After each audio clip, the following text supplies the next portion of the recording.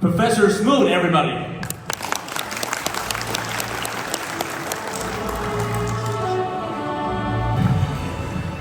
Thank you very much. It's my pleasure to be here.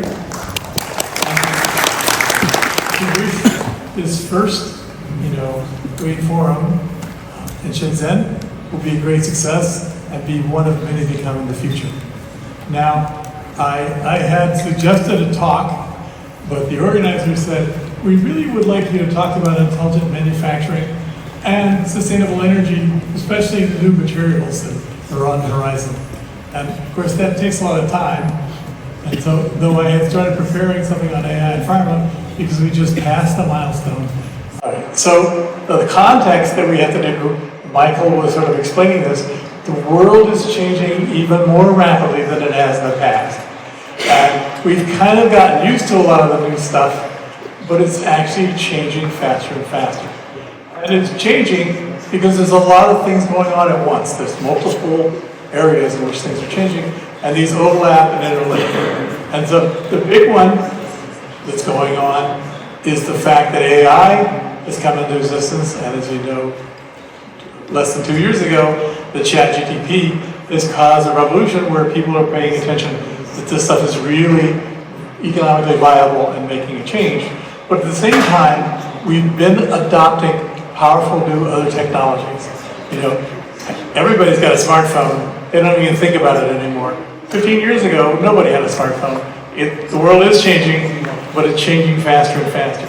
The other thing that's going on is that we're getting automation being done more seriously, and that can be done because there are a couple of different technologies that can come together to make the automation go better. We'll talk about that.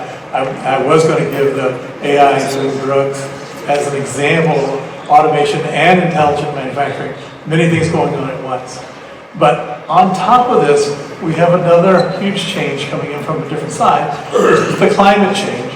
It's our success as a species inducing additional climate change to the world, and it is a major threat to people. It's particularly a threat to the Guangdong area, that is Shenzhen up to Guangzhou, Hong Kong, and Guangdong. All of these areas are under tremendous threat from it. I know some of you who are out here in the audience were actually flying around in circles last night. It's not an accident that there were big rainstorms and this kind of activities going on. It's not an accident if you're coming to Shenzhen in the beginning of September, you're going to get caught in a super typhoon. That's part of the new normal. It's part of the overall climate change that's going on. It's impacting things a lot more. But this particular area is particularly susceptible to the climate change, even though in some ways it was cleaner to the environment than other parts of China. All right, so let's go on and talk a little bit about what I call intelligent manufacturing. We've gone through a series of industrial revolutions. The first one, we replaced human and animal power with fossil fuels, basically, water power, steam power. Then we went to mass production and assembly lines. And more recently, we went to computers and automation, where a lot of the stuff on the assembly line was then turned over to small robotic arms that did things. And you can see, but now we're in what's called cyber-physical realm. And that cyber-physical system realm is complicated not only because the machines are smarter, have more sensors on them, have vision and a lot of other things. It's because they're also connected to the rest of the world, and particularly to advanced data analytics. And so the big corner here was just the lead title, which is these data analytics are predicted to make productivity 20% higher. That means with the same set of inputs, you should be able to produce 20% more, or you can do it with 20% less people, roughly. And so we think about advance as the fact that we have the cyber-physical technologies that we can run an assembly line with these complicated articulated arms with sight, with vision and pressure sensors. But it's a lot more. There's the data analytics, there's the fact that we're going to do a lot of sensing, and there is connectivity throughout the supply chain. So there is an unprecedented amount of data that comes available, and we're going to go through a series of steps to where the manufacturing process gets completely integrated into society in the following sense. So let me go step one more. So we've been thinking that up till now, people were thinking it's intelligent logistics. It's the being able to get the stuff there, getting the parts made, having the smart arms and the sensors and so forth. All the stuff going on that's happening in the factory. That's only a small part of what's really having to go on. The fact is, all these things, all these sensors are then connected together and studied, and they are then also be analyzing and looking and seeing what's going on, looking overall. But there can be stuff coming down the chain.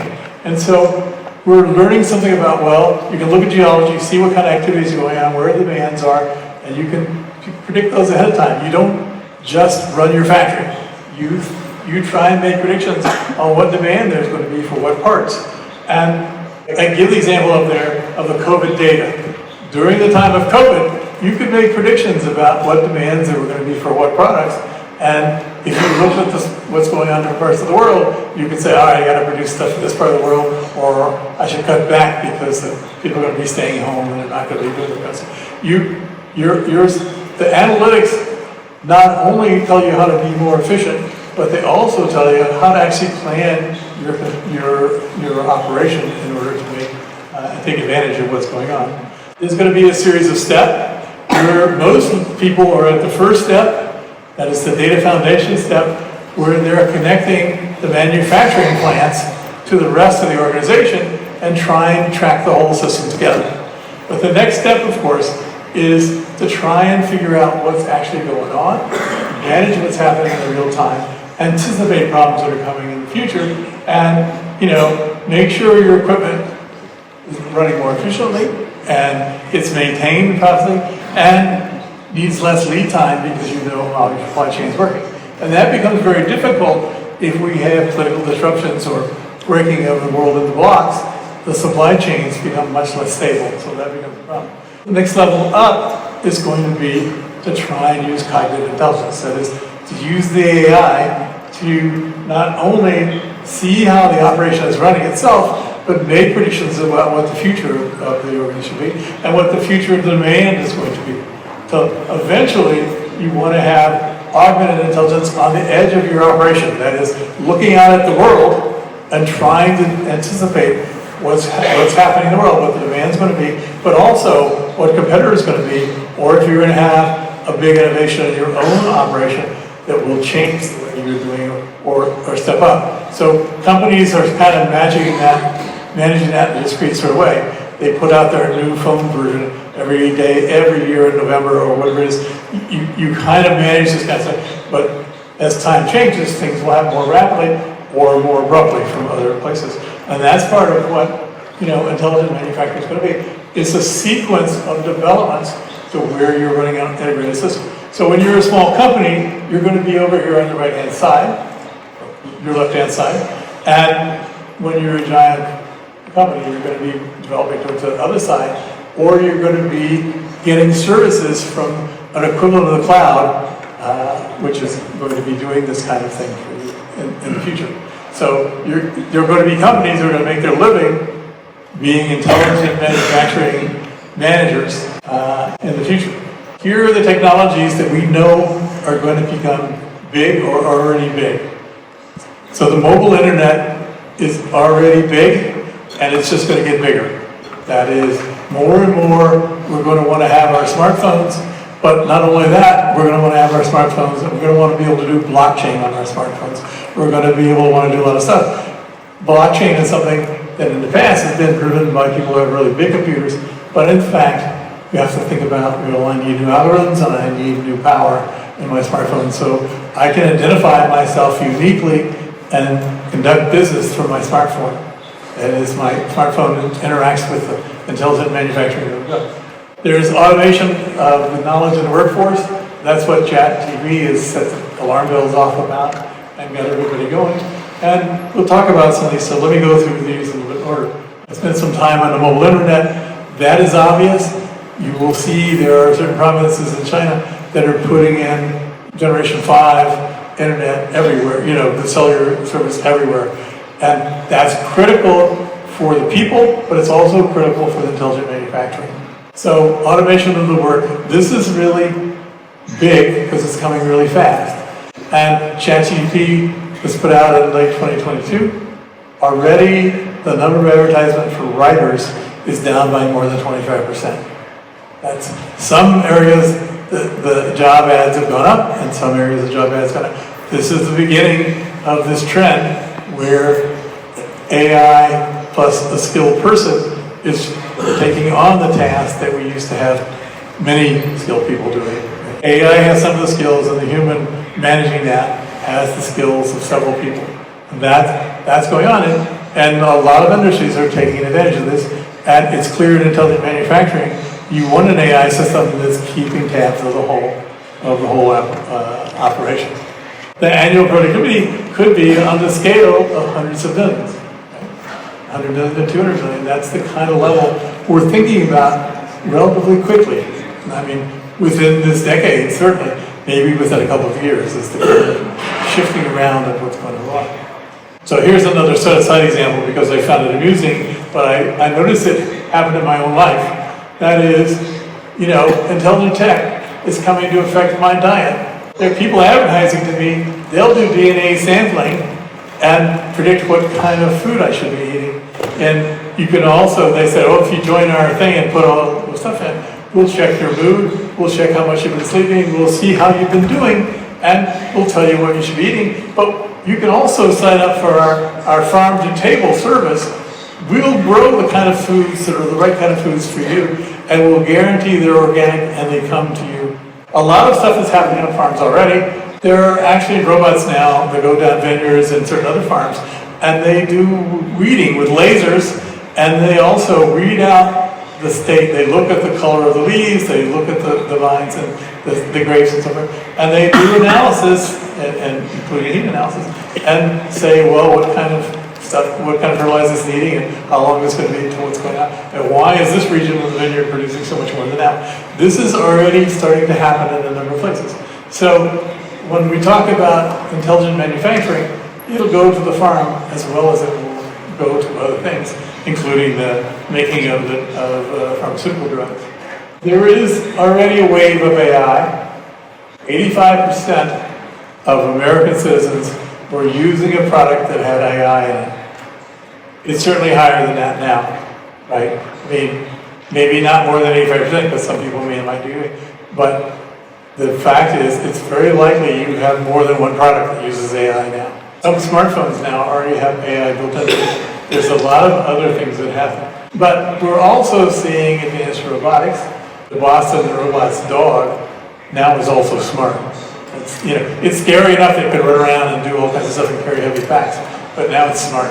So just think about that. So the Internet of Things. The funny thing is, 10 years ago, the Internet of Things was going to be big. Well, the Internet of Things is still going to be big. People have made progress. It's just slower because the customers haven't figured out what to do with the Internet of Things. But the fact is, with AI, you're going to be able to track the state of your appliance. Know whether your refrigerator is on, lower its usage, turn peak power. All these kind of things should be going on already, and are capable of going on. People just aren't doing it yet. But it's certainly going to be a big impact, and it's certainly integrating. But this becomes important as the AI and the big data become more. You can go out and talk to all the refrigerators in the world and get all the information about what's in the refrigerators and what's going on. You'll learn a lot about what's going on. It's just a question of, how much information you're willing to let people have about you, right? Well, the cloud is something that sort of surprised people, because who knew that people would want to go to the cloud and put their stuff on the cloud, right? Well, it turns out a few smart people did, because in fact, it's expensive to run your own computer center and your own data storage system, but people who build huge data storage centers and make them efficient and make them reliable, they can sell that service And it's a big service. There are several companies whose big profits margins depend upon the cloud. Advanced robotics, this is the one that's scary to people, even though, I don't know if you guys noticed at breakfast, there was a robot running around in the hotel. There was a robot at our lunch yesterday serving up the dim sum to people. Becoming more common, but it's not so impressive and scary because they don't look like people. They look like cats, or they look like whatever, or look like rolling carts. This is something that's really big and really changing things. The robots are coming that way. There's an example over on the right-hand side of a human style. Most robots don't look like humans, but a few are starting being made by humans because a lot of the infrastructure we have in the world today is designed for human workers. And you need sort of human-type people to come in and take care of it. So if you have a big warehouse, you can have a robot come in and take stuff on off the shelves and find things and sort of stuff, because one of the great successes in AI has been vision. So now you can recognize things, you can see where it is, go down and pick it up, and you can walk around and do that. It really is going to be affecting us more and more in the future. And it's not like they're just vending machines and we don't recognize them as free robots. There are going to be robots that are doing a lot of things. And you'll see that not only in the agricultural example I gave, but also in restaurants. There are now a number of restaurants that are trying out robots that make burgers and fries and so forth. And they always do a good job. That's the thing. I mean, they're paying attention and they cook it right. You're going to see robotic surgeons and robotic diagnostic doctors. They've already been around, they're already very good, better than humans on average, but they haven't been integrated in the system yet. We have a lot of vehicles now that can drive themselves. And in places where you have control, like Scana, which makes trucks for huge mining, a huge mining operation has control, it automates all its trucks because it can't afford to have a human who will make a mistake and ruin a 40-ton dump truck, which is worth millions of dollars, right? And likewise, the mining machine, all of that is run autonomously these days. However, in China, you see electric buses that are running autonomously. There are cars that are running semi-autonomously. It will not be long before we do that. It's just that we have a higher standard for robot drivers than we do for human drivers. At some point, we will end up doing that. And we'll save 100,000 lives a year from humans not killing people with cars. So now we switch topics a little bit. You look down that list, if you read down that chart all the way to the bottom, way down at number 10 was the transition to green energy. But in fact, there are two parts of the transition to green energy, and they're lower down the list, but when you add them together, it's actually a fairly significant part of what's going to be going on for the next decade. We need more energy.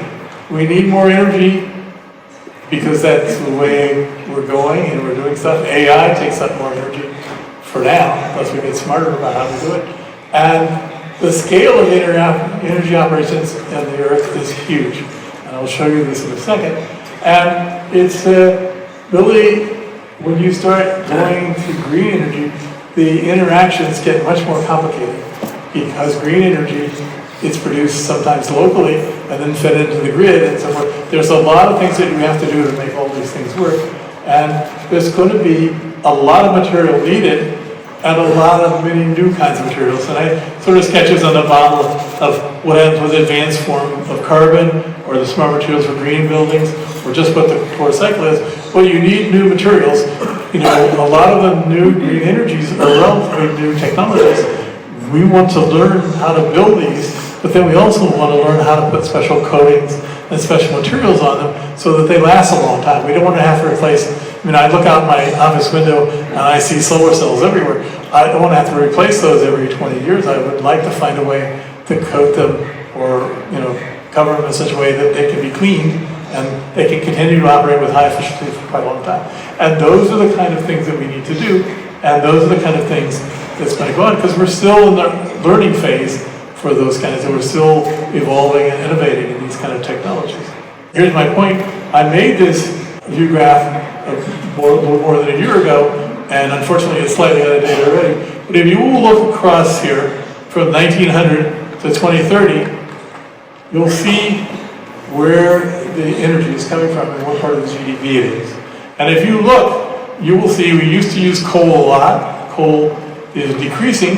It's not that the amount of coal we're using is going down, it's just we're demanding so much more energy. I'll show that in a second.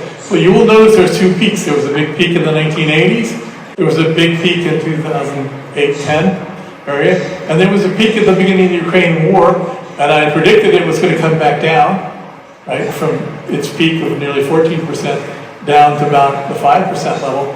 But in fact, we have the Gaza war and related war activities are going on, and it's spiked up again, and it's not clear how stable it's going to be, what's going to happen.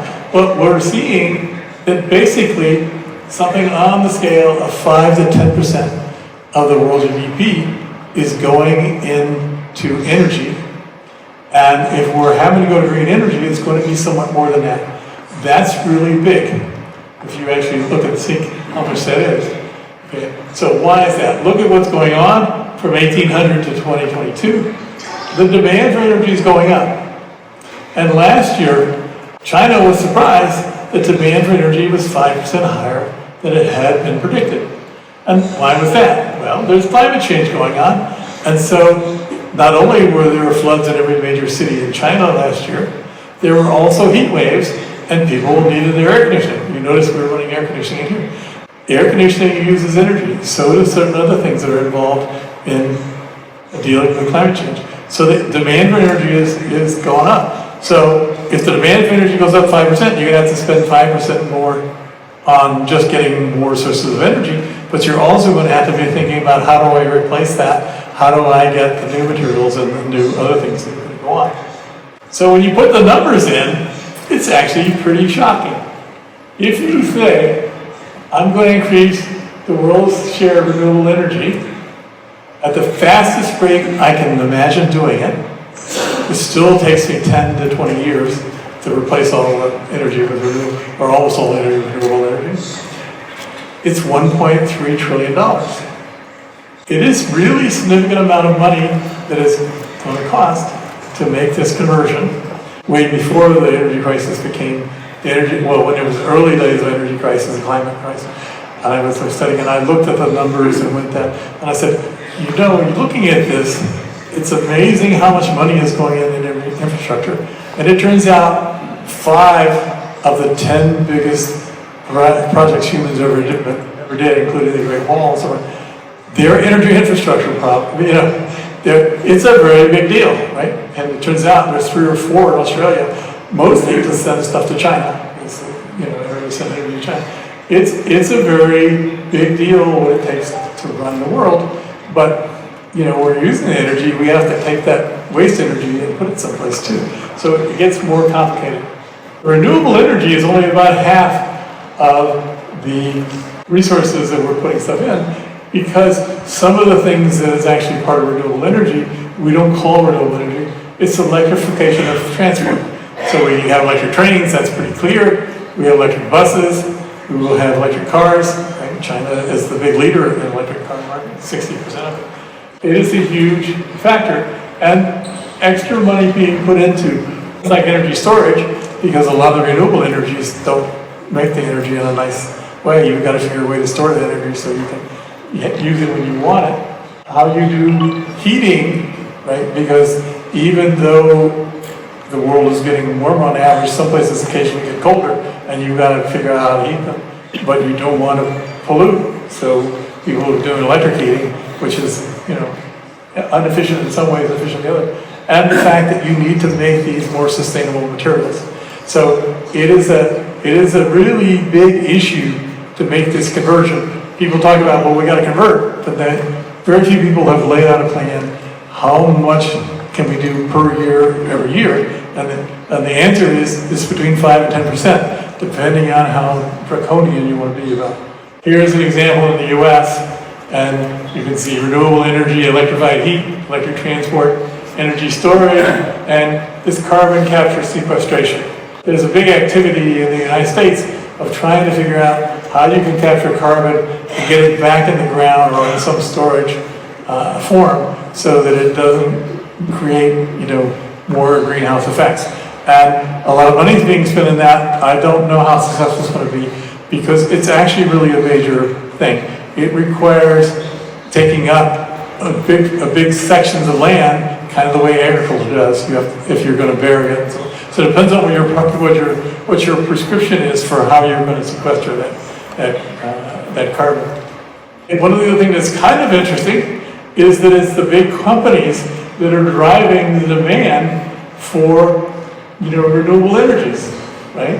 You see Microsoft, Amazon, Meta. Amazon is using that for the cloud, right? Microsoft some too. And Meta, these guys are doing it sometimes to be good, sometimes because they got to bring in new energies and they want to find out what energies are effective and they're going to be able to defend long term. And so the demand for these renewable energies is actually being driven by the corporations that we're worried about other ways. So it's some good and some bad. Here's the consequence, a second consequence of converting to clean energy and adding energy. All these spots on here are places where people are mining metals, basically, various metals, most of them are metals.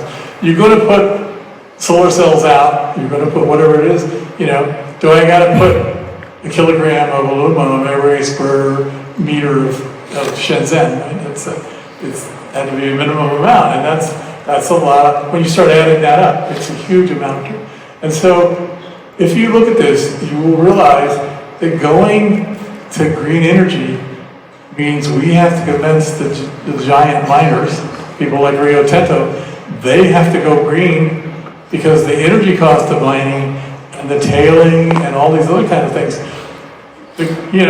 Is there any part of the world there that's not going to be affected? Well, it's mostly where mountains are, but it still is where the mines are. But it is still pretty global. We're at 80% of the possible mining spots being mined. And we've got to mine them more in the future. So doing the conversion to green energy is actually a major effort that we have to be looking at in the future. When we look at the numbers, we're going to need about 3 billion tons of metal. That's much more than a kilogram per square meter in Shenzhen. Of course, you can say, oh, well, all of China, it's only a fraction of a kilogram per square meter. It's not so, but it is a big deal because you got to put wind towers. And you need special metals for those blades, and you need special coatings in order to make them both reliable long term, but also to make them have the right efficiency. You want to do a lot of things. And so you have some basic metals, which are steel and aluminum and lithium and things that you're going to make ordinary things out of. But you need some metals that are going to create new technologies, such as electric, battery packs. So we're going to hear talks about electric batteries. And so it's not a done solution on how we're going to store energy for these vehicles and how we're going to store energy for the off hours. It's a big challenge, and it's going to cause tremendous metal demand over time. And price surges, right? You can look and see. When China was electrifying, the price of copper went up worldwide because it was buying copper from all around the world. The same thing. What's going to happen is India starts to put in more electrification. Is demand for copper going to go up, or are we going to come up with more efficient things to do?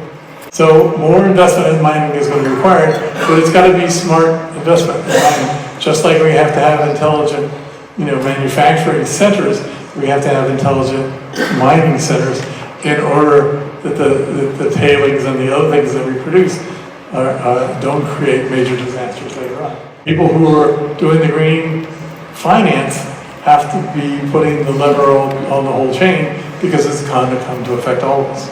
Here's the issue. Here's 2010 to end of next year estimate of where we are in terms of what fraction of power is produced by what source.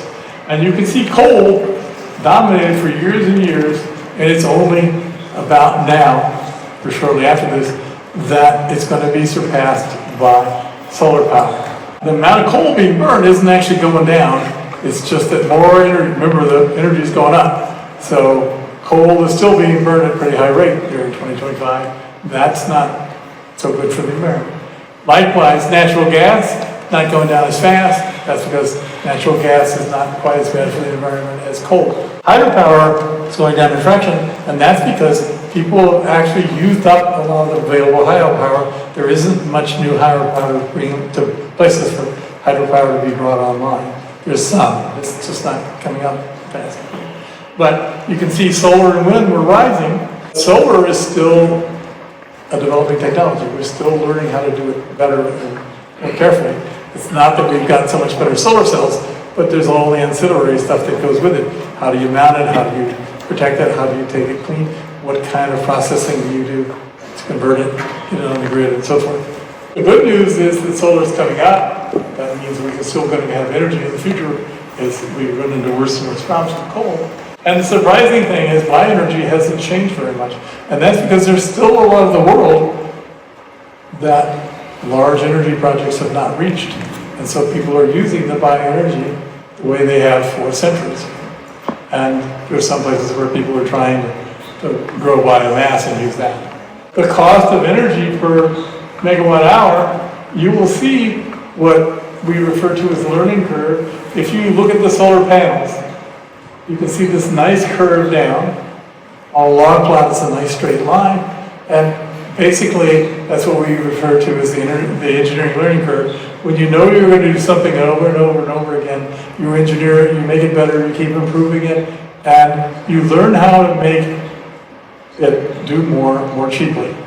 And that's the issue. And that's the thing that we've been living the benefit for the last, 70 years, that we've had an open world where we've had fairly much free trade. It opened up more over time, but there's been free trade and free shipping. There are no pirates, and countries allow people to come back. As long as we have a very big pool, then we're way out of this curve. The more you can produce of a particular thing and sell across the line, and the larger your supply chain is, the more cheaply you can make them, and therefore the more the economy can grow. If you divide the world in half, you're going to have to go up, factor 2 in the production curve, and that'll go up root 2 in price approximately, but also because the demand will be lower, you end up almost a factor 2 lower. So there's an issue that happens that it's important for the world to work together on the clean energy issues in order to keep that part of the economy growing very well and very cleanly.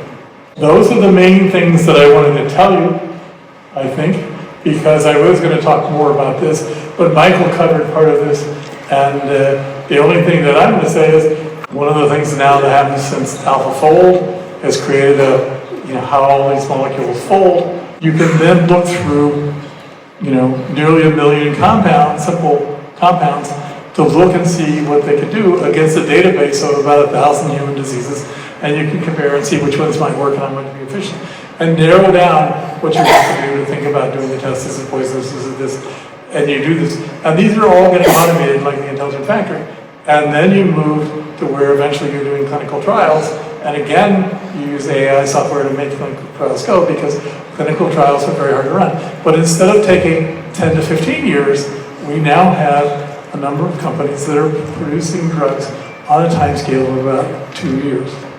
And this last week, one of those drugs just came out of clinical trials and was sold to a major pharmaceutical company for $4 billion.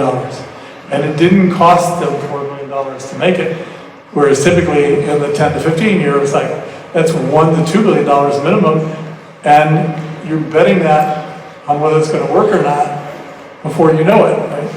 So the fact is, we're really entering a new area when we're trying to be intelligent about the things we do. Intelligent factories, intelligent energy production, intelligent drug production, intelligent way of living our lives, that is, the foods we eat, the other kind of choices we make. So things have changed. And I hope that Michael is right, that the AI is going to make people smarter. It has the potential to make everyone be smarter. So you guys have to live up to that. That's your task. So thank you very much. Thank you.